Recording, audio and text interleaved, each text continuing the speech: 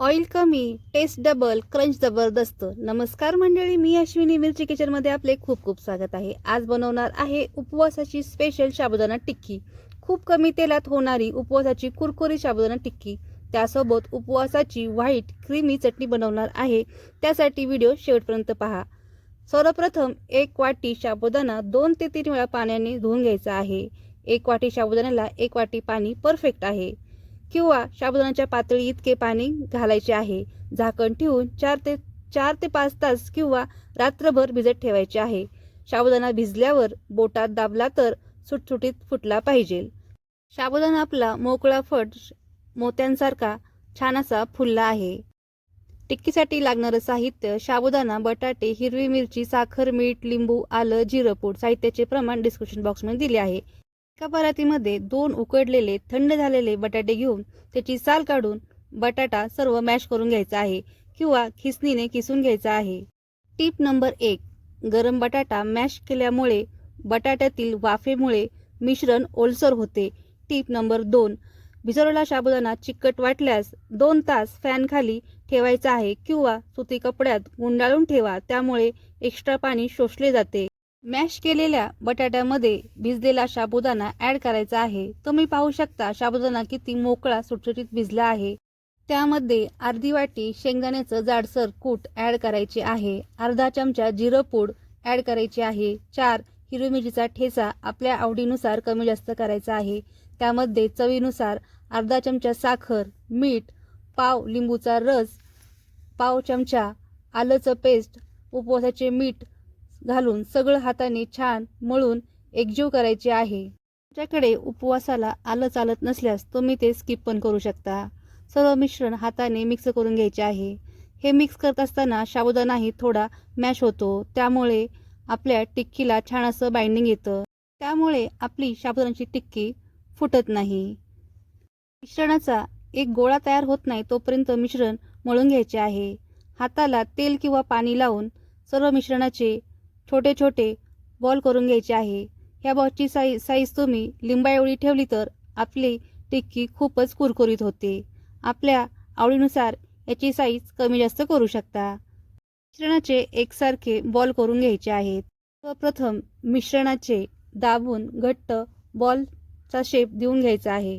मग हाताच्या तळव्याने प्रेस करून हाताने चपटा टिक्का बनवून घ्यायचा आहे किंवा अशा प्रकारे बोटाच्या साहाय्याने टिक्की एकसारखी करून पातळ टिक्की करायची आहे. जितकी जमेल तितकी टिक्की पातळ करून घ्यायची आहे. तुम्ही पाहू शकता की ही टिक्की पातळ वाटत आहे, पण टिक्की तयार झाल्यावर फुगते, त्यामुळे याच्यापेक्षाही तुम्ही टिक्की पातळ करू शकता. सगळ्या टिक्क्या आधी तयार करून ठेवायच्या आहे. तुम्ही सर्व टिक्क्या करून फ्रीजमध्ये ठेवू शकता आणि ऐनवेळी गरमागरम करू शकता. मीडियम फ्लेमवर तवा छान असा तापला आहे. त्यामध्ये चमचाभर तेल सर्व तव्याला पसरून टिक्की सावकाश तव्यावर ठेवायची आहे. मीडियम फ्लेमवर 2 ते 3 मिनिटं टिक्की तशीच ठेवायची आहे, त्यामुळे खालची बाजू छान सेट होते. 2 ते 3 मिनिटानंतर आपण टिक्की पलटी करून घेणार आहे. नंबर 3: मिश्रण फार ओलसर वाटलं तर थोडंसं शेंगदाण्याचं कूट वाढवायचं आहे. जर कूट ॲड करूनही मिश्रण ओलसर असेल तर टिक्की करून फ्रीजमध्ये 15 ते 20 मिनिटं सेट होण्यासाठी ठेवायचं आहे.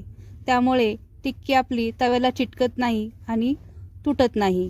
सुरुवातीला टिक्कीच्या दोन्ही बाजू कच्च्या असल्यामुळे गॅसची फ्लेम मीडियम ठेवायची आहे व दोन्ही बाजू सोनेरी झाल्यानंतर गॅसची फ्लेम लो करून आपण टिक्की क्रिस्पी होण्यासाठी ठेवायची आहे. 3 मिनिटानंतर सर्व टिक्की आपण पलटी करून घेणार आहे. तुम्ही पाहू शकता टिक्कीला छान असा सोनेरी रंग आला आहे. सर्व टिक्की पलटी केल्यानंतर साईडने आपण चमचाभर तेल सोडणार आहे. तुम्ही तेलाऐवजी साजूक तूपही वापरू शकता. साजूक तूप वापरल्यामुळे टिक्की अजूनच क्रिस्पी होण्यास मदत होते. साजूक तुपाच्या चवीमुळे टिक्कीची चव दुपटीने वाढते. टिक्की पलटी केल्यानंतर गॅसची फ्लेम मीडियम ठेवली आहे व 3 मिनिटं आपण गॅसची फ्लेम मीडियमच ठेवणार आहे व 3 मिनिटानंतर आपण टिक्की पलटून पाहणार आहे. तुम्ही पाहू शकता टिक्कीला छान असा लालसर रंग आला आहे. टिक्कीच्या दोन्ही साईड लालसर झाल्यानंतर गॅसची फ्लेम लो करून दोन्ही साईड 3-3 मिनटं आपण टिक्की ठेवणार आहे. लो फ्लेमवर ठेवल्यामुळे आपली टिक्की क्रिस्पी होण्यास मदत होते. नॉनस्टिक पॅन वापरल्यास अर्धा चमचा तेलामध्येच ह्या टिक्क्या तयार होतात. आता उपवासाची स्पेशल चटणी तयार करून घेऊया. त्यासाठी अर्धा वाटी ओलं खोबरं, पाव वाटी भाजलेले शेंगदाणे, अर्धा वाटी गरम दूध, मिरची. एका मिक्सरच्या भांड्यामध्ये खोबरं, शेंगदाणे, मिरची, मीठ, साखर, गरम दूध ॲड करून मिक्सरला फिरवून घ्यायचे आहे.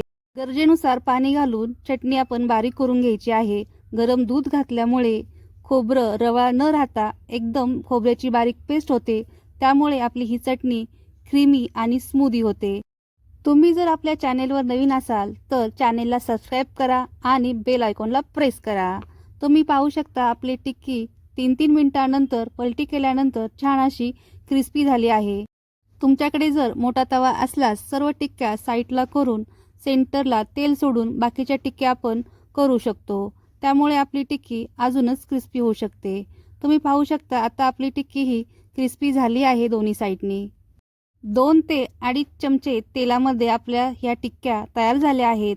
यातीलही तेल तुम्हाला नको असल्यास सर्व टिक्की आपण टिश्यू पेपरवर काढून त्यातील एक्स्ट्रा तेलही काढू शकतो. आपली टिक्की आता तयार झाली आहे. सर्व टिक्की आता आपण एका डिशमध्ये काढून घेऊया. उपवासाच्या स्पेशल व्हाईट चटणीसोबत सर्व करूया. तुम्ही पाहू शकता आपली ही टिक्की छान अशी क्रिस्पी झाली आहे. टिक्कीचे जर आपण 2 भाग केले असता त्याचे 2 भाग होतात. टिक्की क्रिस्पी झाल्यामुळे त्या टिक्कीचे 2 असे छान भाग होतात.